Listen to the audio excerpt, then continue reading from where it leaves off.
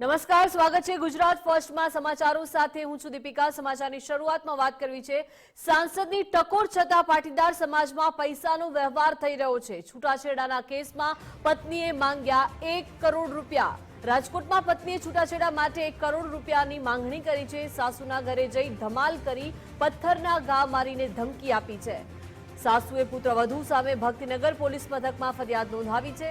પતિથી છેલ્લા 2 વર્ષથી પત્ની અલગ રહે છે। થોડા દિવસ પહેલા જ સાંસદ પરસોત્તમ રૂપાલાએ ટકોર કરી હતી। સમાજમાં જે છૂટાછેડા માટે રૂપિયા માંગવાની પ્રથા છે તેના પર સાંસદે ટકોર કરી હતી, પરંતુ ફરીથી આ ટકોર છતાં પાટીદાર સમાજમાં પૈસાનો વ્યવહાર જોવા મળ્યો છે। છૂટાછેડાના કેસમાં પત્નીએ 1 કરોડ રૂપિયાની માંગણી કરી છે।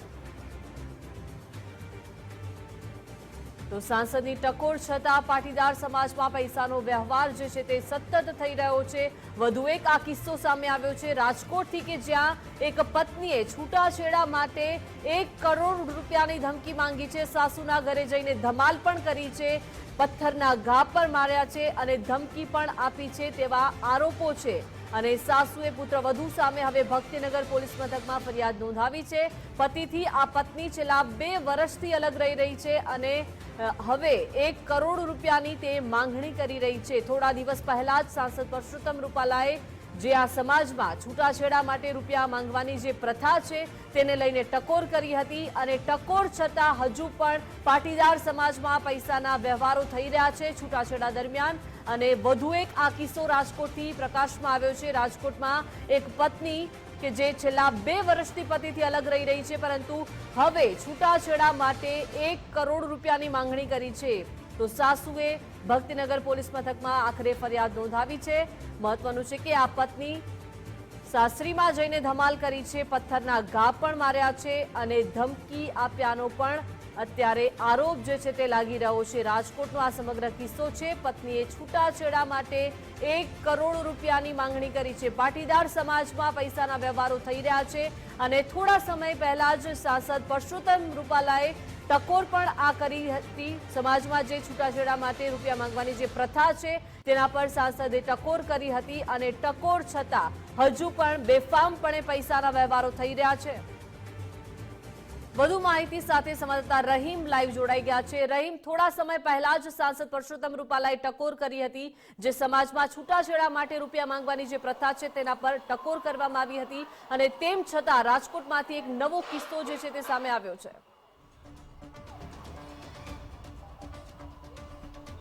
દીપિકા, ચોક્કસપણે હજી થોડા સમય એટલે કે 7 દિવસ પણ નથી વીત્યા પરસોત્તમ રૂપાલાએ જાહેર સ્ટેજ ઉપરથી આ નિવેદન આપ્યું હતું। જે કડવા પાટીદારનું સંમેલન હતું સૌરાષ્ટ્રવાસીઓનું સુરતની અંદર, ને સ્ટેજ ઉપરથી કહ્યું હતું કે જ્યારે દીકરીના છૂટાછેડા થાય છે ત્યારે તેના પિતા છે તે રૂપિયા ગણતા હોય છે। એટલે સ્પષ્ટ કહ્યું કે આ રિવાજ છે તે આપણા સમાજને યોગ્ય નથી ગણાતો, સમાજ બદનામ થઈ રહ્યો છે। ને તેની જ વચ્ચે ભક્તિનગર પોલીસ સ્ટેશન વિસ્તારની અંદર એક ઘટના બની છે ને ભક્તિનગર પોલીસ સ્ટેશનમાં એક ફરિયાદ નોંધાવી છે। એક સાસુએ ફરિયાદ નોંધાવી પડી છે કે એટલી હદે તેની વહુ છે તેને પરેશાન કરી રહી છે। છેલ્લા 2 વર્ષથી જે તેમના પતિ સાથે તેમને બરોબર લાગ્યું નહોતું, છેલ્લા 2 વર્ષથી તે અલગ રહેતી હતી। ગત રોજ એવી ઘટના બની છે કે તેના ઘરે જઈ અને ધમકી આપવામાં આવે છે, ઘર ઉપર પથ્થરના ઘા થાય છે ને કહેવામાં આવે છે જો છૂટાછેડા જોતા હોય તો 1 કરોડ રૂપિયા દેવા પડશે તો જ છૂટાછેડા થશે। એટલે આ વાત છે તે આખી પોલીસ સ્ટેશને પહોંચી છે, પોલીસ મથકની અંદર ફરિયાદ પણ નોંધાઈ છે।